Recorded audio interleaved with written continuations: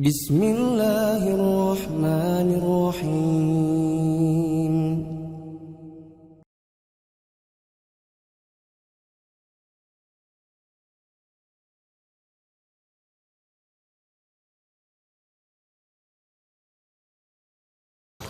Bismillahirrahmanirrahim. Assalamualaikum warahmatullahi wabarakatuh.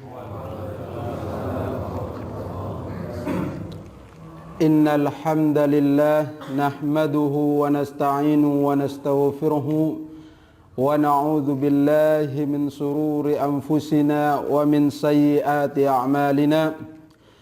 Man yahdihillahu fala mudilla lahu wa man yudlil fala hadiya lahu. Ashhadu an la ilaha illallah wahdahu la syarika lah wa ashhadu anna Muhammadan abduhu wa rasul la nabiyya ba'dah. Qala Allah ta'ala fi kitabihil karim, ya ayyuhalladzina amanu taqullaha haqqa tuqatih wa la tamutunna illa wa antum muslimun. Wa qala ta'ala ya ayyuhalladzina amanu taqullaha haqqa tuqatih wa la tamutunna illa wa antum muslimun. Faqala Rasulullah sallallahu alaihi wasallam, kullu amalin laisa alaihi amruna fahuwa raddun. Setiap amal yang bukan datang dari perintah Allah dan Rasul, maka amalan itu akan tertolak. Ikhwani, azani Allahu wa iyyakum. Di pagi yang mulia ini kita kembali memuji kebesaran Allah Subhanahu wa taala atas limpahan rahmat dan karunia-Nya serta segala nikmat yang telah Allah anugerahkan kepada diri kita, yang mungkin kalau kita ingin menghitung nikmat yang Allah berikan kepada diri kita, mungkin kita tidak akan sanggup. Karena Allah Subhanahu wa taala berfirman, wa in ta'uddu ni'matallahi la tuhsuha. Jika kalian ingin menghitung nikmat Allah Subhanahu wa taala, niscaya kalian tidak akan sanggup untuk menghitung nikmat Allah. Karena nikmat Allah sangat banyak sekali. Makanya selayaknya kita sebagai hamba Allah harusnya selalu bersyukur atas segala limpahan nikmat yang Allah Subhanahu wa taala berikan kepada kita, agar kita melaksanakan semua nikmat tersebut dengan cara dan amal yang diridhoi oleh Allah Subhanahu wa taala. Contohnya seperti nikmat kesehatan. Kita gunakan untuk apa? Kalau kita gunakan untuk ibadah kepada Allah Subhanahu wa taala, niscaya itu akan ada manfaatnya. Kemudian nikmat farag, nikmat waktu luang, ya. Kalau waktu luang kita gunakan untuk menghadiri majlis-majlis ilmu, maka kita akan mendapatkan keutamaan daripada ilmu itu sendiri. Dan Allah akan memudahkan jalan bagi kita menuju surganya Allah Subhanahu wa ta'ala. Karena jamaah ikhwani yang dimuliakan Allah Subhanahu wa ta'ala, dua nikmat yang barusan saya sebutkan tadi, yaitu nikmat sehat dan nikmat waktu luang ini, banyak sekali manusia yang terlalai daripadanya. Sehingga Nabi SAW bersabda, nikmatani magbunun fiha kathirun minan nas, yakni nikmatus siha wa nikmatul farag. Dua nikmat yang mana banyak manusia terlalai daripadanya, yaitu nikmat sehat dan nikmat waktu luang. Makanya kalau kita memiliki waktu kosong dalam keadaan kondisi sehat, maka hadiri majlis-majlis ilmu. Karena setiap langkah kita akan dihitung pahala, ya. Daripada kita menggunakan nikmat Allah ini dengan cara yang tidak diridhoi oleh Allah, yaitu mungkin bercerita tidak ada manfaatnya, atau berjalan kemana-mana yang tidak ada arahnya dan tidak ada kita dapatkan ilmu. Tetapi kalau kita melangkah ke tempat majlis ilmu, maka kita akan mendapatkan ketenangan, kita akan mendapatkan ilmu, dan kita akan menuju salah satu jalan yang dikatakan di dalam hadis jalan menuju surga, yaitu talabul ilmi. Ikhwani yang dimuliakan Allah Subhanahu wa taala, salawat serta salam kita curahkan atas kudua atau panutan kita baginda Nabi Muhammad sallallahu alaihi wasallam, yang mana Nabi sallallahu alaihi wasallam atas perjuangannya beliau mampu membawa umatnya dari zaman jahiliyah menuju zaman yang penuh dengan hidayahnya Allah Subhanahu wa taala. Atas perjuangan Nabi sallallahu alaihi wasallam kita bisa mengenal mana yang halal dan mana yang haram. Atas perjuangan beliau Nabi sallallahu alaihi wasallam agama Islam bisa hadir di tempat kita ini. Makanya semoga selawat yang kita curahkan kepada Nabi sallallahu alaihi wasallam selalu beliau senantiasa memerintahkan kepada kita sebagai hambanya, sebagai umatnya, itu untuk selalu memperbanyak salawat. Karena di sisi lain kita diperintahkan untuk berselawat kepada Nabi, Allah saja berselawat juga kepada Nabi. Allah dan para malaikat, jangankan kita manusia, Allah bersama para malaikat juga berselawat kepada Nabi sallallahu alaihi wasallam. Sebagaimana Allah Subhanahu wa taala berfirman, "Innallaha wa malaikatahu yusalluna 'alan nabi." Sesungguhnya Allah dan para malaikat juga berselawat kepada Nabi sallallahu alaihi wasallam. Ikhwani yang dimuliakan Allah Subhanahu wa taala, maka kita sebagai umatnya Nabi sallallahu alaihi wasallam, apa salahnya kita berselawat kepada Nabi sallallahu alaihi wasallam? Karena selawat kepada Nabi ini satu kali aja kita berselawat, Nabi akan berselawat untuk kita 10 kali. Man shalla alayya salatan wahida afan. Allah akan berselawat untuknya 10 kali. Man shalla alayya salatan wahida, barang siapa yang berselawat kepada Nabi sallallahu alaihi wasallam 1 kali, sallallahu alaihi biha asra. Allah akan berselawat kepadanya 10 kali. Lihat, kita 1 kali, Allah berselawat untuk kita 10 kali. Jadi jangan takut untuk jangan berat untuk mengucapkan sholawat, ya. Di mana saja kita mendengarkan nama Nabi sallallahu alaihi wasallam, kita selalu mengucapkan sholawat. Karena apa? Ini termasuk salah satu doanya malaikat Jibril yang diaminkan oleh Nabi sallallahu alaihi wasallam. Ya. Al-bakhil idza dzakirtu indahu falam yusalli. Orang yang kikir, orang yang pelit, apabila namaku disebut di sisinya tetapi dia tidak berselawat untukku. Jangan sampai jamaah.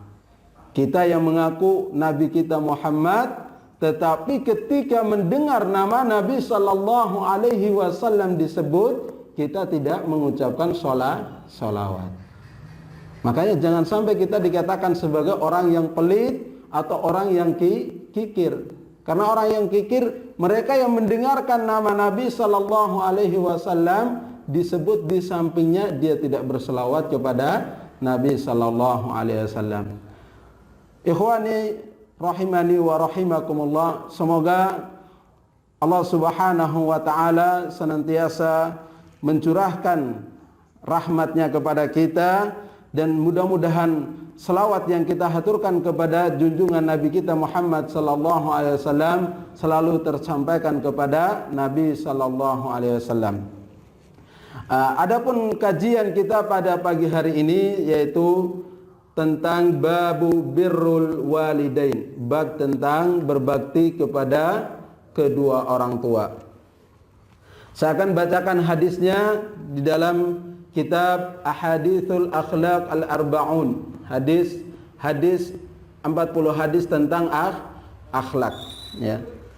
An Abi Hurairah radhiyallahu anhu qala, dari Abi Hurairah radhiyallahu anhu beliau bersabda, qala an-nabi sallallahu alaihi wasallam, Nabi sallallahu alaihi wasallam bersabda, ragima anfu thumma ragima anfu thumma ragima anfu, qila man ya Rasulullah, qala man adraka abawaihi indal kibara ahaduhuma aw kilaihima falam yadkhulil jannah, rawahul Muslim.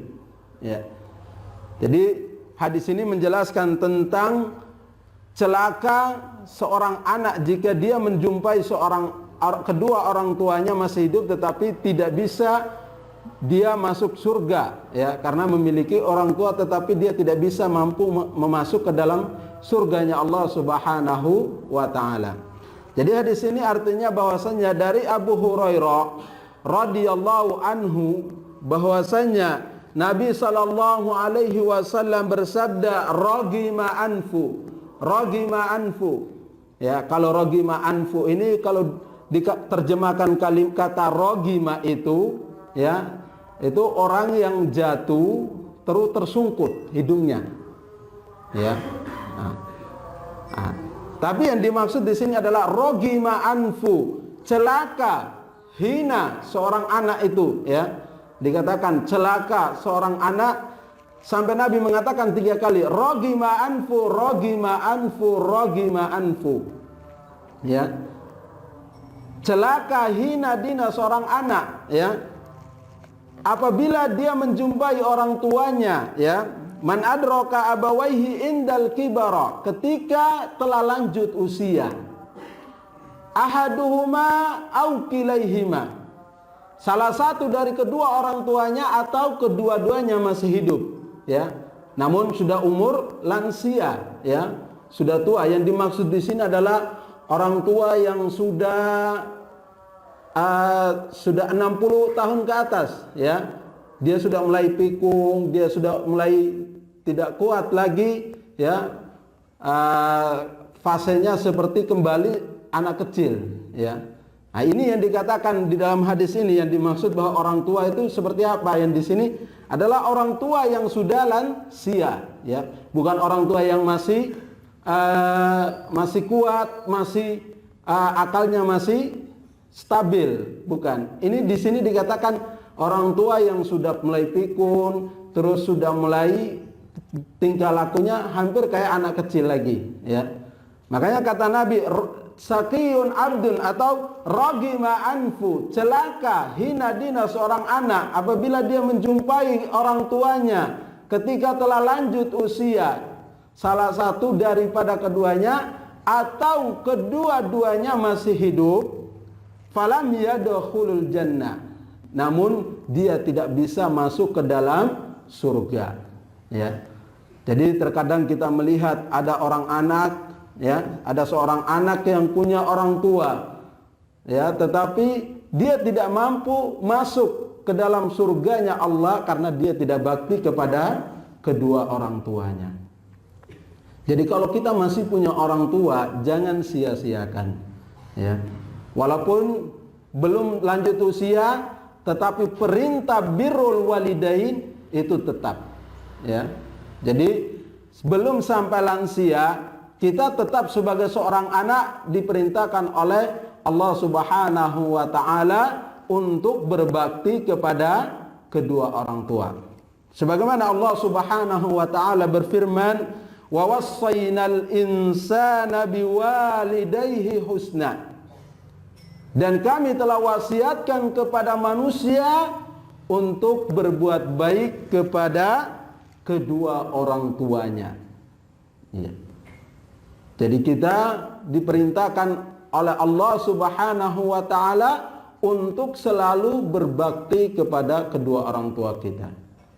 Ya, terkadang ada orang, ya, memiliki orang tua tetapi dia tidak bisa merawat orang tua tersebut, malah dia menelantarkan orang tua atau menitipkan orang tua ke panti jompo. Padahal ikhwan, jamaah, ini adalah ladang untuk kita bisa masuk ke dalam surga. Ya.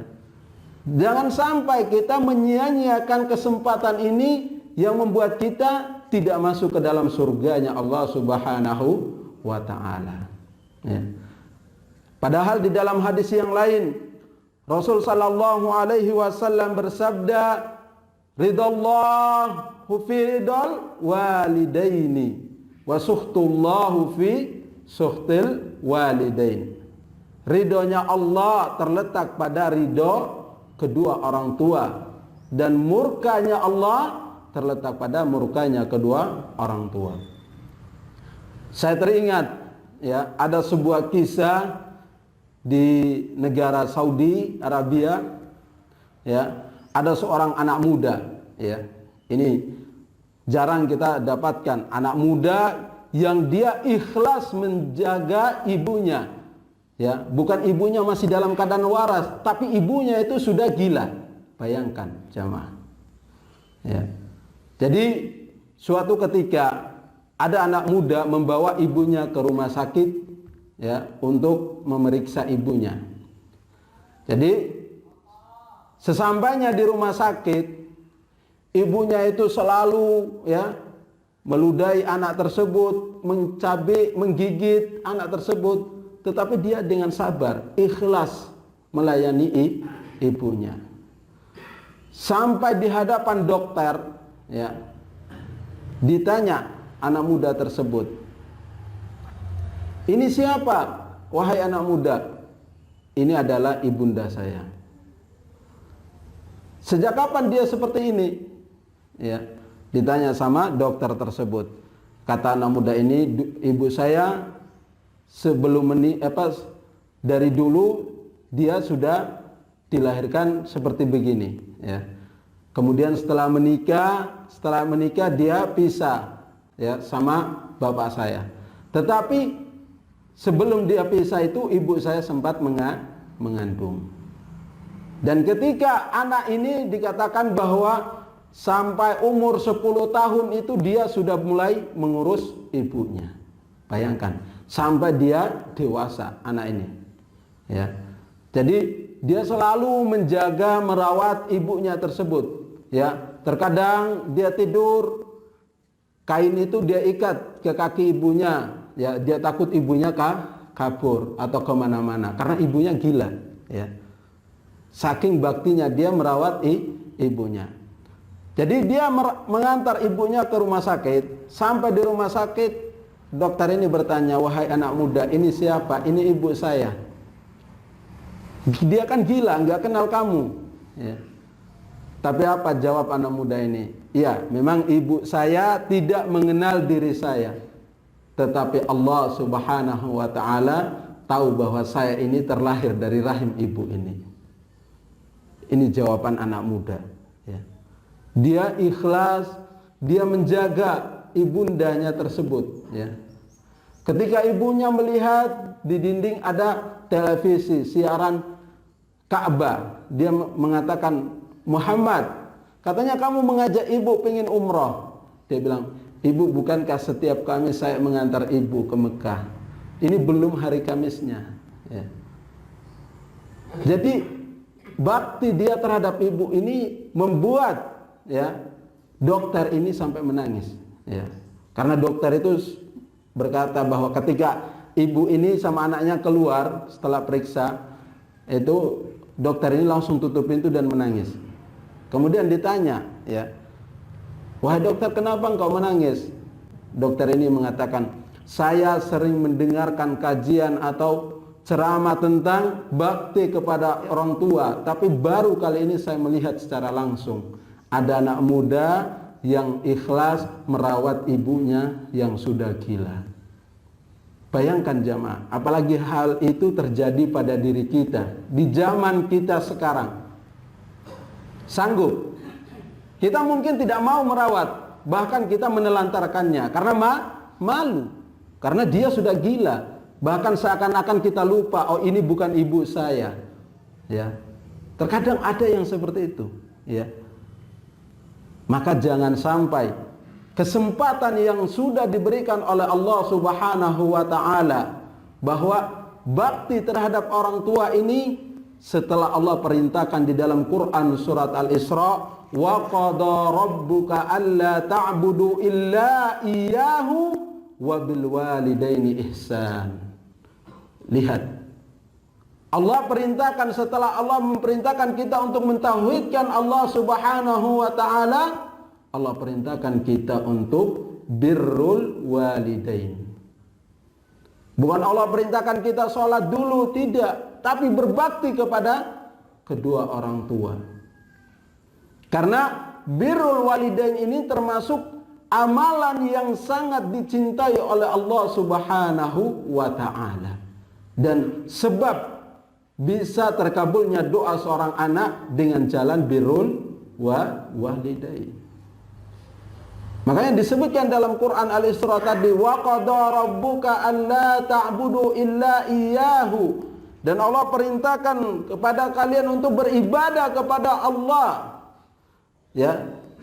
Wa qada rabbuka alla ta'budu. Janganlah kalian beribadah selain hanya kepada Allah Subhanahu wa taala. Wa bil walidaini ihsana, dan berbaktilah kepada kedua orang tua. Ya. Imma yablughanna indal kibara ahaduhuma aw kilahuma. Jika kalian mendapati, ya, ketika orang tua sudah lanjut usia, dua-duanya masih hidup atau salah satunya, fala taqul lahuma uffin. Janganlah sekali-kali mengatakan kata ah. Kata ah di sini, ya, terkadang para ulama menafsirkan bahwa seperti ibarat kita menarik napas. Itu aja tidak boleh. Ya. Apalagi zaman sekarang, terkadang anak sampai, ya, kita mendapati terkadang ada berita mengatakan bahwa anak tega membunuh orang tuanya, anak tega melukai orang tuanya. La haula la quwata illa billah. Ingat, orang tua, ya, apalagi seorang ibu, ya. Seorang ibu, dia rela mempertaruhkan nyawanya ketika melahirkan demi untuk seorang anak. Terkadang kalau kita melihat di rumah sakit, ya, kalau memang kata dokter, Pak, ini harus salah satunya yang diselamatkan, tidak bisa dua-duanya. Pasti hal itu kalau dikabarkan kepada ibu kita, walaupun dia lagi merasa sakit, apa yang dia pilih? Dok, tolong selamatkan anak saya, biarkan saya yang tidak selamat. Lihat bagaimana kasih sayang orang tua terhadap anak. Tetapi bagaimana kita bakti kita kepada mereka? Terkadang ada orang tua, ya, memerintahkan anaknya untuk sholat, anaknya tidak mau, ya. Padahal ini jalan yang baik, ya. Terkadang ada orang tua ingin menyuruh anaknya, tolong belikan ini atau tolong antarkan ibu. Terkadang anaknya alasan, apalagi kalau seperti tadi, maka tidak akan mampu untuk dia bakti. Ikhwani rahimani wa rahimakumullah. Kemudian Allah Subhanahu wa taala melanjutkan di ayat yang tadi di surah Al-Isra, waqfid lahuma janahadz-dzulli minar rahmah, dan merunduklah engkau di hadapan kedua orang tuamu seperti apa? Ibarat anak ayam merunduk terhadap induknya. Kita lihat, anak ayam kalau sama ibunya kalau tidur di bawah bungkusan ibunya. Begitu juga kita, terkadang kita masih kecil, orang tua kita mengelus kita.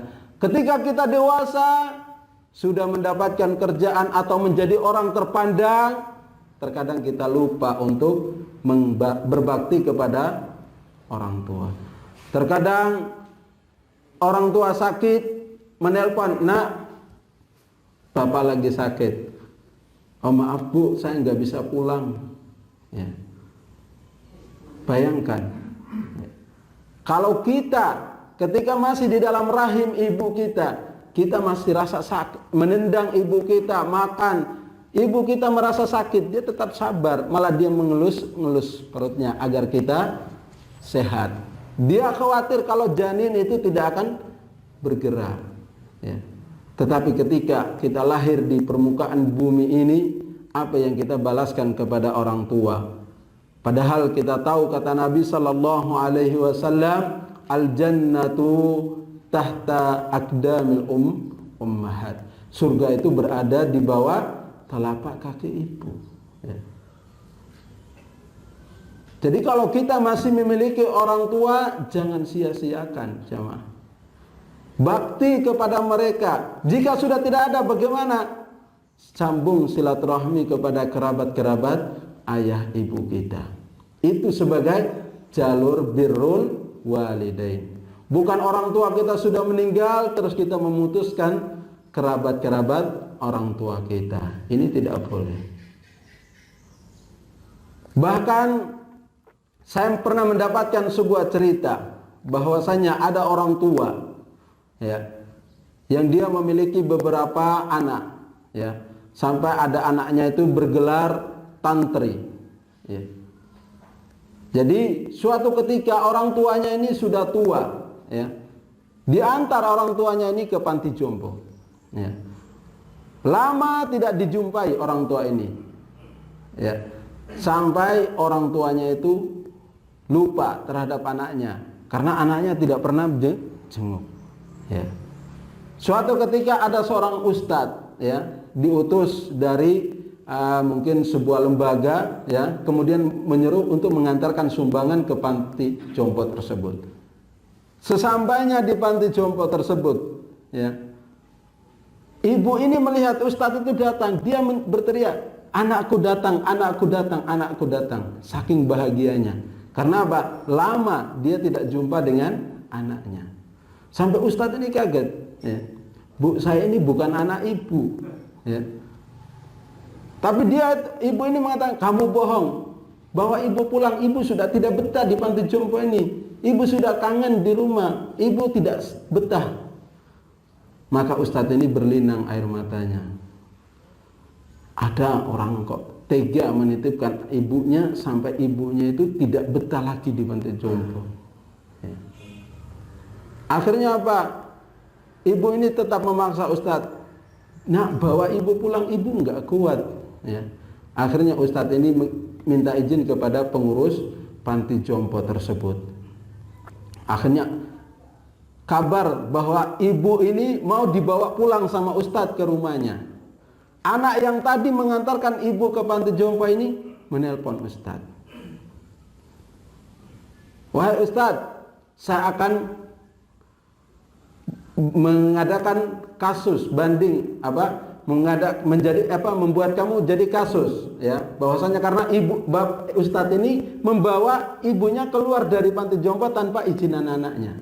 Jadi dia mau permasalahkan ustadz ini, anaknya ini, ya. Akhirnya apa? Ustadz ini mengatakan kepada anaknya, ibumu yang meminta saya untuk membawanya keluar dari panti jompo. Pokoknya saya tidak mau, ustadz harus balikin ibu saya ke panti jompo. Tapi ustadz ini tidak balikan, ya. Akhirnya dirawat ibu itu di rumah.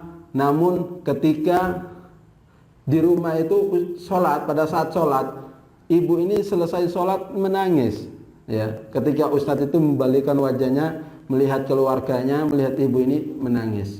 Ditanya sama ustadz itu, kenapa wahai ibu, kamu habis sholat menangis? Ibu ini mengatakan, ustadz, saya punya anak, tapi saya belum pernah merasakan anak saya mengimami saya sholat. Ya. Kemudian ketika diajak makan, ustadz ini menyuap ibu ini, ya. Disuap terus ibu ini. Setiap kali suapan masuk, ibu ini mengeluarkan makanan tersebut sambil menatap ustadz itu menangis. Ustadz ini bertanya, ibu kenapa? Ibu harus makan, nanti ibu lemas, ibu sakit. Tapi ibu ini menjawab, ustadz, saya punya anak, adanya sudah punya pangkat, jabatan, tetapi saya belum pernah merasakan anak saya menyuapi saya. Akhirnya ibu ini tidak mau makan. Disuap sama ustadz nggak mau makan. Akhirnya ibu ini sakit. Dibawalah ustadz ini sama keluarganya, istrinya, anaknya diajak untuk ngantar periksa ibu ini ke rumah sakit. Sesampainya di rumah sakit, ibu ini sudah tidak kuat lagi. Ibu ini berpesan kepada ustadz, "Ustadz, tolong kalau saya meninggal, jangan tunjukkan kubur saya kepada anak-anak saya." Ini pesan wasiat ibu. Yang kedua, "Ustadz, saya tidak ridho anak saya menyentuh nisan saya." Bayangkan jamaah, saking sakit hatinya ibu tersebut. Akhirnya apa? Ibu ini qadarullah, diambil ajalnya oleh Allah Subhanahu wa ta'ala dan meninggal. Akhirnya diurus, dimakamkan sama ustadz tersebut. Kabar itu sampai terdengar ke anaknya. Suatu ketika ya, ustadz ini diundang untuk mengisi kajian di tempat anak yang tadi ingin membuat perkara dengan ustadz tadi. Ya. Setelah ustadz itu sampai mengisi acara tersebut, setelah selesai pengajian, anak ini menghampiri ustadz.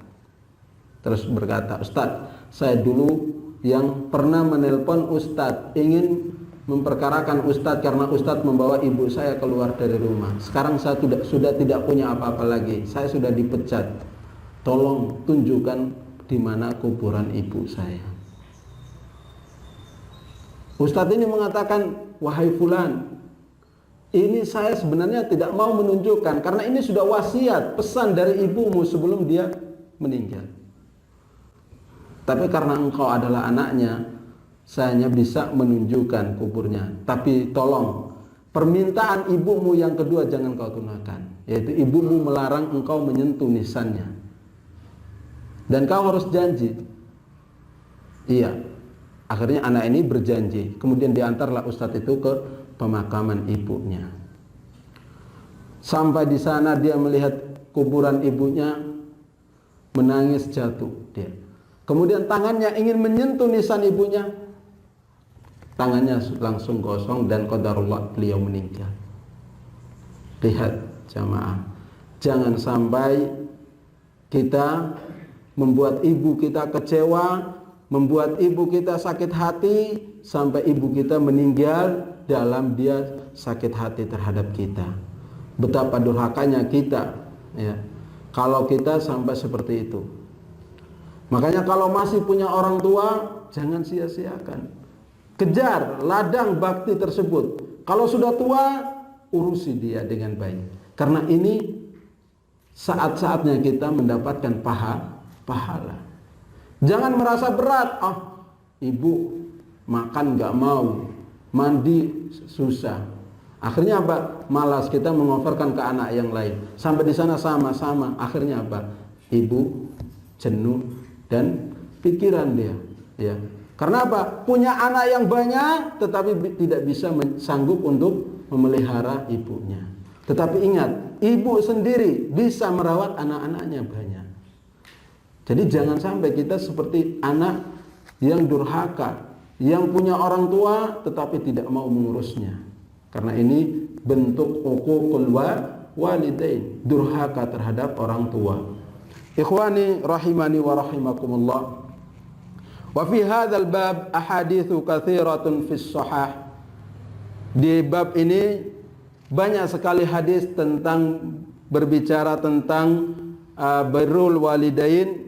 Ya, salah satunya hadis yang tadi saya bacakan, bahwasanya ridallahu fi ridal walidaini wa sukhtullahu fi sukhtil walidain. Ya. Fiha al-hatha ala birrul walidaini wa 'adhamu thawabihi. Yang mana di dalam hadis itu memerintahkan untuk birrul walidaini, bakti terhadap kedua orang tua. Karena memiliki sawab, ya, balasan, ya, yang tinggi, balasan yang besar bagi seorang anak yang jika dia bakti terhadap kedua orang tuanya. Wa anna birruhuma bil khidmah, dan sesungguhnya bakti kepada keduanya itu dengan cara melayani mereka, menjaga mereka, merawat mereka. Contohnya, au an-nafaqatu, atau memberi nafkah kepada orang tua kita. Terkadang mungkin ada orang tua yang sudah tua, dia tidak mampu bekerja, dia harus ikut tinggal bersama anaknya. Dan kita sebagai anak harus bisa memberikan nafkah kepada orang tua. Sebagai anak laki-laki itu berhak, wajib untuk mengurus orang tua. Karena anak wanita setelah menikah dia harus lebih taat bakti kepada seorang suami. Ya. Au ghairu dzalika sababul dukhulil jannah. Atau selain daripada itu memberi nafkah atau merawatnya, atau dengan cara-cara apa yang menjadi jalan birrul kita kepada orang tua, itu adalah sebab-sebab jalan menuju surganya Allah Subhanahu wa taala. Faman qasara fi dzalika fatat dukhulul jannah. Barang siapa yang menyia-nyiakan hal itu, maka dia telah tersia-siakan dan tidak masuk ke dalam surganya Allah Subhanahu wa taala. Wa arghamallahu anfahu, dan orang ini sangat celaka dan sangat hina karena dia telah menyia-nyiakan kesempatan yang diberikan oleh Allah Subhanahu wa taala. Ikhwani azani Allahu wa iyyakum. Wa huwa min ahabbul a'mali ila Allah ba'da sholati fi waqtiha. Dan ketahuilah bahwa birrul walidain ini termasuk amalan yang dicintai oleh Allah Subhanahu wa taala setelah amalan sholat tepat pada waktunya. Jadi amalan birrul walidain, bakti kepada kedua orang tua ini merupakan salah satu amal yang juga dicintai oleh Allah setelah kita sholat tepat pada waktunya. Qala Abdullah bin Mas'ud, sebagaimana dikatakan oleh Abdullah bin Mas'ud radhiyallahu anhu, semoga Allah meridhai beliau, sa'altun Nabi sallallahu alaihi wasallam, aku bertanya kepada Nabi sallallahu alaihi wasallam, ayyul amalin ahabbu ila Allah taala. Ya.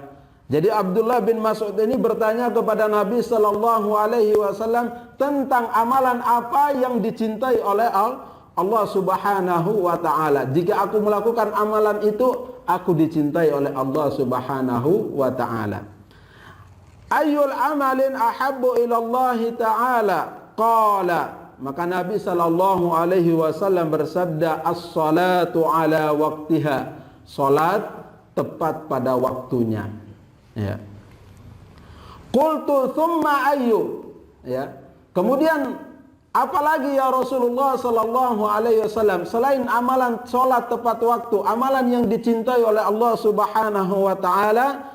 Maka Nabi sallallahu alaihi wasallam bersabda, birrul walidaini, yaitu berbakti kepada kedua orang tua. Ya. Qultu thumma ayyu? Setelah berbakti kepada kedua orang tua, amalan apalagi yang membuat Allah cinta kepadanya? Qala al-jihadu fi sabilillah. Jihad di jalan Allah Subhanahu wa taala. Dari hadis tadi kita bisa lihat bahwa birrul, bakti kepada kedua orang tua juga merupakan jalan amal yang membuat diri kita dicintai oleh Allah Subhanahu wa taala. Lihat, saya yakin antum semua pernah mendengar tentang kisahnya Wa'is Al-Qarni. Betapa baktinya dia terhadap ibundanya, sampai dengan baktinya tersebut dia dikatakan oleh Nabi sallallahu alaihi wasallam, ciri-ciri Wa'is Al-Qarni adalah dia memiliki putih, penyakit kulit yang putih sedikit, ya. Karena dia baktinya kepada orang tua. Apa baktinya? Bagaimana caranya? Ya, dia menggendong ibunya dari Yaman sampai ke Mekah. Ya. Dahulu ya, kisahnya Wa'is ini bahwasanya Wa'is ini seorang pengembala kambing di negeri Yaman sana. Ya. Dia kerjanya mengembala kambing, ya. Nah, Suatu ketika ibunya ini pingin haji, mengatakan kepada Wais Al-Qarni, Wais, ibumu mau haji, ya.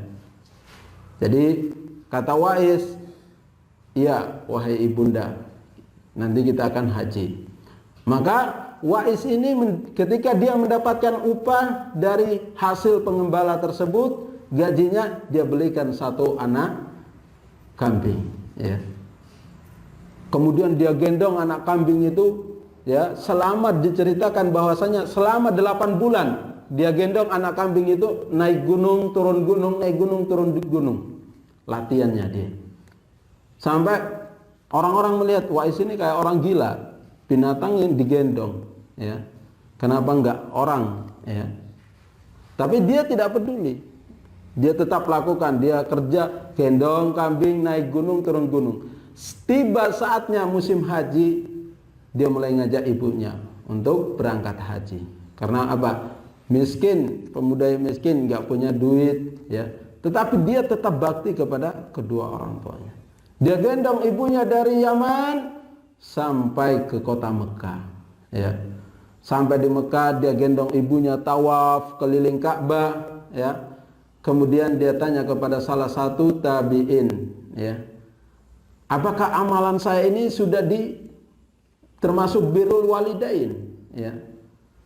Tapi kata tabi'in tersebut, apa yang engkau lakukan tadi, engkau gendong ibumu jauh-jauh dari Yaman sampai tawaf selesai ini, belum sanggup engkau membalas desahan ibu, satu desahan ibu ketika mengeluarkan kita dari rahimnya. Lihat jamaah, kalau kita bayangkan amalan Wais Al-Qarni tadi, mungkin zaman kita sekarang sangat berat sekali, ya. Ibu menyuruh kita beli sesuatu di warung yang agak jauh, di pasar aja kadang anaknya jauh, harus naik motor, ya. Apalagi di saat ibu kita sakit, ya. Tiba-tiba tidak ada kendaraan sama sekali. Mampu tidak kita menggendong ibu kita ke rumah sakit, ya. Mungkin hal itu sangat berat dialami kita sekarang. Tapi lihat, kisah-kisah seperti itu harusnya menjadi motivasi buat diri kita, agar kita bagaimana cara berbakti terhadap orang tua, ya. Agar dikatakan sebagai birrul walidain, yaitu dengan cara memperlakukan kedua orang tua dengan sebaik mungkin. Bukan membanggakan bahwa saya bangun rumah orang tua, saya memberi mereka makan tiap hari, saya memberi mereka fasilitas yang mewah. Ini belum termasuk birrul walidain. Belum apa-apanya dibandingkan dengan kisahnya Wais Al-Qarni tadi, ya. Engkau bangun mungkin dengan duit, kadang mungkin duit halal atau tidak kita tidak tahu, ya. Tetapi lihat apa yang dilakukan oleh Wais Al-Qarni tadi. Perjuangan dari perjalanan dari kota Yaman sampai ke kota Mekah, itu saja belum sanggup membalas satu desahan ibu ketika mengeluarkan kita dari rahimnya. Terkadang kita baru segini aja sudah bangga. Oh, saya cerita sama temannya, oh saya kemarin bangunin rumah orang tua saya segini-begini. Bayangkan, lihat kisahnya Wais Al-Qarni, agar membuat diri kita ini rendah, tunduk, bahwa ibu itu tidak pernah membutuhkan semua itu, tetapi dia hanya membutuhkan ketika di saat dia tidak ada, dia menginginkan anaknya untuk berdoa kepadanya. Tetapi kita sebagai seorang anak tetap birrul walidain, bakti. Karena itu sudah diperintahkan oleh Allah di dalam Al-Quran dan di dalam hadisnya Nabi sallallahu alaihi wasallam. Ikhwani rahimani wa rahimakumullah.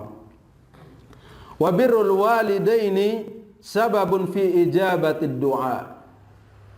Bakti kepada kedua orang tua merupakan sebab diterimanya doa kita, ya. Jadi kalau kita ingin doa kita diterima, ya ini salah satu jalan, yaitu bakti terhadap kedua orang tua. Karena apa? Kita tahu bahwa di dalam hadis yang lain dikatakan bahwa doa orang tua itu tidak ada penghalang bagi Allah Subhanahu wa taala. Ya. Ya, ada 3 orang yang doanya tidak ada penghalang. Doa orang musafir, doa orang tua terhadap anaknya, terus doa orang yang dizalimi. Ya. Terkadang kita ingin sesuatu, ingin mendapatkan pekerjaan, kita meminta, Bu tolong doakan saya. Ibu tetap ikhlas mendoakan dia. Tetapi sanggupkah kita ikhlas ketika ibu kita sakit, meminta kita, nak tolong doakan ibu lagi sakit.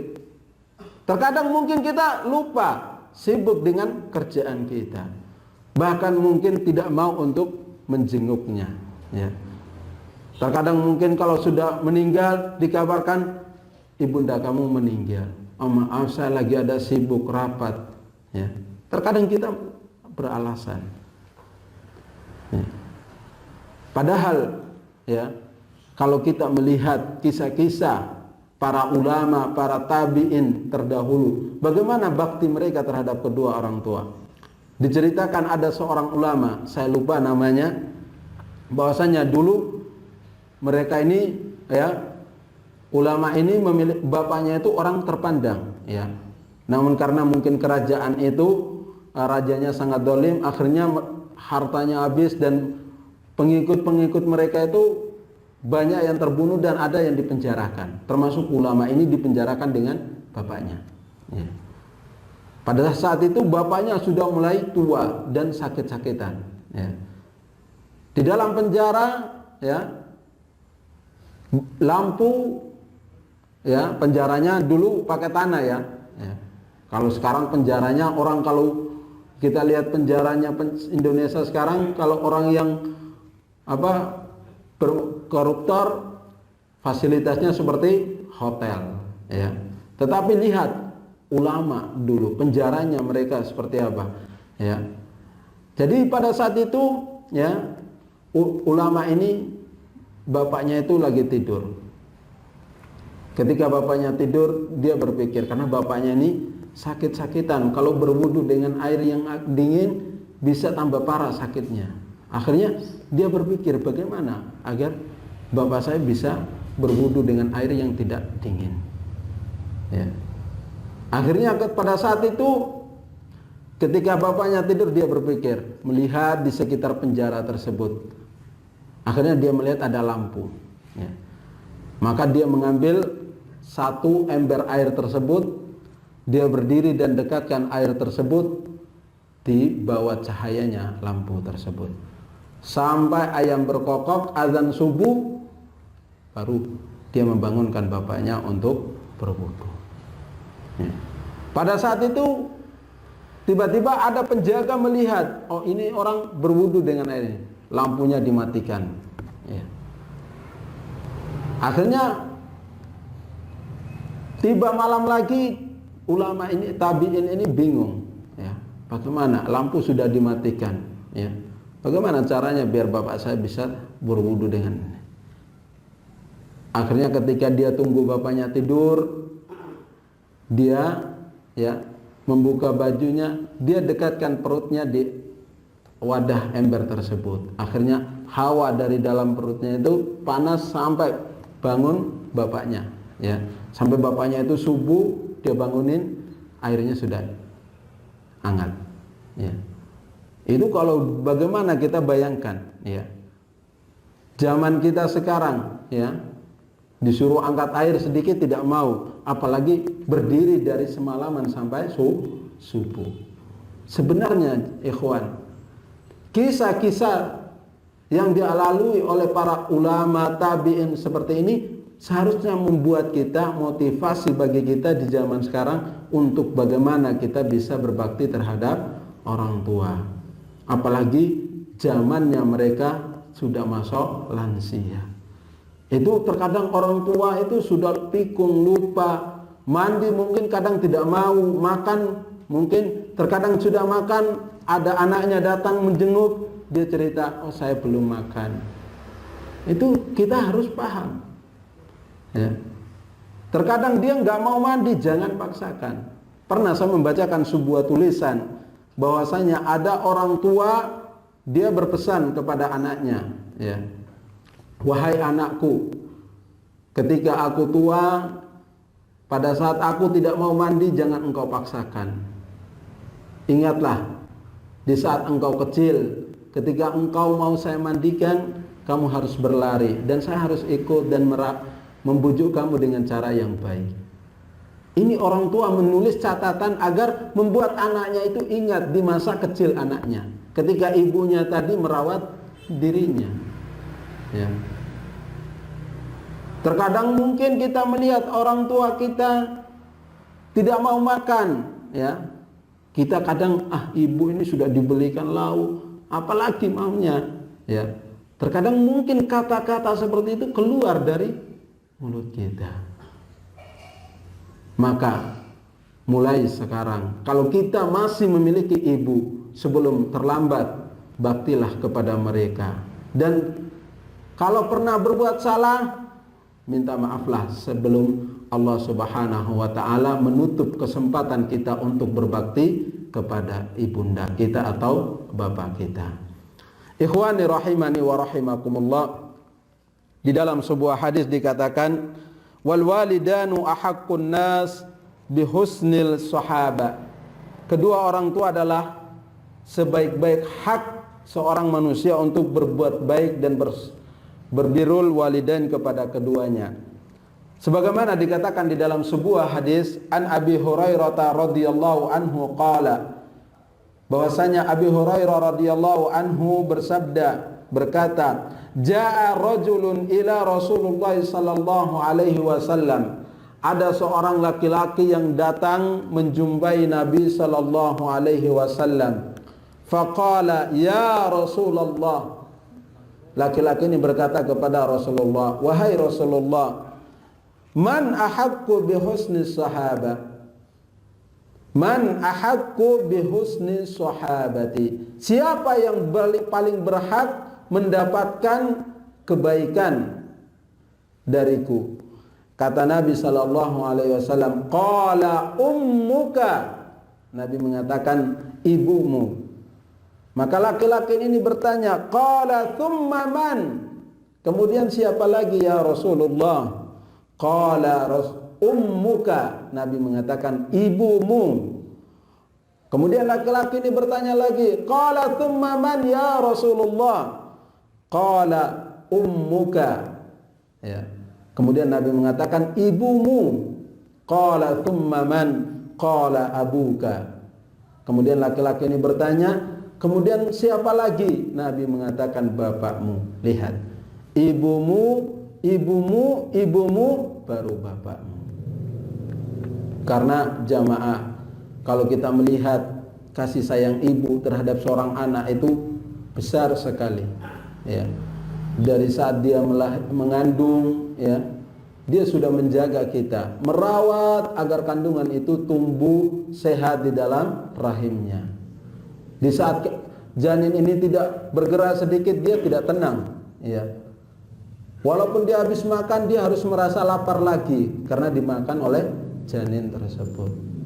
Setelah keluar, pada saat proses pelahiran, dia rela nyawanya jadi taruhan. Setelah kita dilahirkan, dia merawat kita, memandikan kita, ya, membersihkan kotoran kita, mengajarkan kita, memberikan kita pendidikan, mengajarkan kita sholat, mengajarkan kita membaca Al-Quran.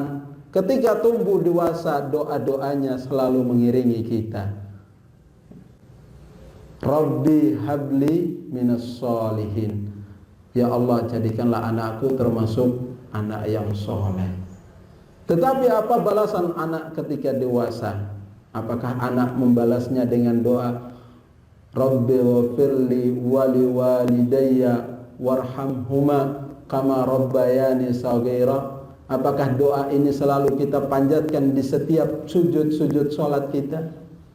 Ataukah menunggu ketika ibu kita telah tiada baru kita berdoa? Bayangkan jamaah.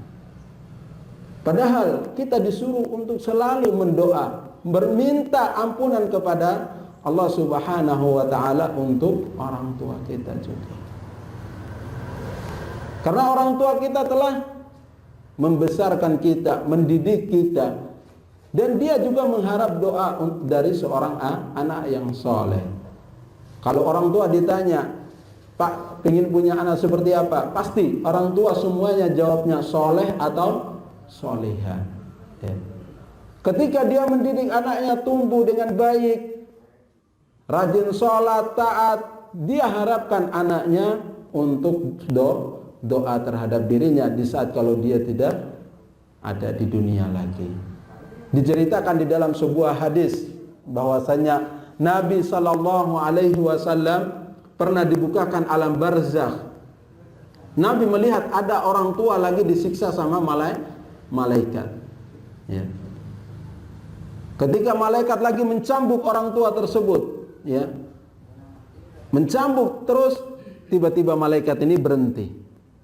Maka si mayit ini kembali bertanya kepada malaikat, wahai malaikat, lima taqifu min darbak? Wahai malaikat, kenapa engkau berhenti mencambuk diri saya? Saya ini layak untuk dicambuk, saya ini layak untuk dipukuli. Ya. Tapi apa kata malaikat? Kaifa adribuka wa waladuka yastaghfir lak? Bagaimana saya bisa mencambuk dirimu sedangkan anakmu di dunia memohon ampunan untukmu? Maka ikhwan, kalau kita punya orang tua sudah meninggal, berdoalah untuk mereka. Semoga Allah Subhanahu wa taala menerangi kuburnya, meluaskan kuburnya, menjauhkan azab kubur daripada orang tua kita. Sebagai bentuk bakti kita terhadap orang tua, seringlah berdoa dan mengunjungi kuburan mereka untuk berdoa. Karena kita setiap muslim juga diperintahkan untuk berziarah. Namun terkadang kita melihat banyak orang yang ziarah ke tempat lain, tetapi kuburan orang tuanya jarang untuk dia kunjungi. Ya. Padahal kita berdoa, memohon kepada Allah agar ibu kita atau orang tua kita dijauhkan daripada azab kuburan. Malah kita lebih senang pergi mencari kuburan yang lain. Kuburan orang tua kita di dekat kita, kita tidak mau kunjungi. Ziarah nanti tunggu setahun sekali. Jangan, jamaah. Nabi perintahkan untuk kita selalu menziarahi kuburan. Tujuannya apa? Kata Nabi sallallahu alaihi wasallam, "Zurul kuburil mu'minin litudzakirakumul maut." Ziarahlah kuburan kaum mukminin untuk mengingatkan kematian kepada kita. Karena apa? Terkadang kita hidup ya sibuk dengan urusan dunia, lupa tentang kematian. Ya. Makanya ingat perkataan Imam Ad-Daqqaq, ya.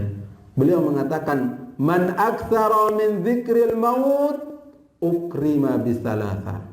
Barang siapa yang memperbanyak mengingat kematian, dianugerahi 3 perkara. Apa 3 perkara tersebut? Kata Imam Ad-Daqqaq, wa nasyatun fil ibadah. Orang yang selalu memperbanyak mengingat kematian dianugerahi yang pertama, yaitu selalu giat dalam beribadah. Yang kedua, ta'jilu taubah, bersegera bertaubat. Yang ketiga adalah orang yang selalu mengingat kematian, itu hati yang qanaah, yang mau menerima apa adanya pemberian daripada Allah. Tapi apa kata Imam Ad-Daqqaq? Wa man nasiyal maut uqiba bi thalatha. Akan tetapi orang yang melupakan akan kematian dihukum pula 3 perkara. Apa? Menunda-nunda taubatnya, malas ibadah, dan hati tidak qanaah. Makanya ikhwan, kalau kita masih diberikan kesempatan memiliki orang tua, bakti terhadap mereka. Semoga Allah Subhanahu wa taala menjadikan jalan bakti tersebut membuat pahala di sisi kita, menambah catatan amal kita, dan mampu untuk membuat berat pada timbangan pada hari kiamat nanti. Ikhwan azani Allahu wa iyyakum, mungkin hanya ini yang bisa saya sampaikan. Mudah-mudahan bisa bermanfaat buat bagi kita semua. Dan dari kisah-kisah tadi hendaklah kita selalu mengambil ibrah, pelajaran buat menjadi contoh bagaimana kita berbakti terhadap kedua orang tua kita. Aqulu qawli hadza wa astaghfirullah li wa lakum wa li sa'iril muslimina min kulli dhanbi fastaghfiru innahu huwal ghafurur rahim. Kita akhiri kajian ini dengan doa kafaratul majlis. Subhanaka Allahumma wa bihamdika asyhadu an la ilaha illa anta astaghfiruka wa atubu ilaik. Sallallahu ala nabiyyina Muhammadin wa ala alihi wa sahbihi wa barik wa sallam. Assalamualaikum warahmatullahi wabarakatuh.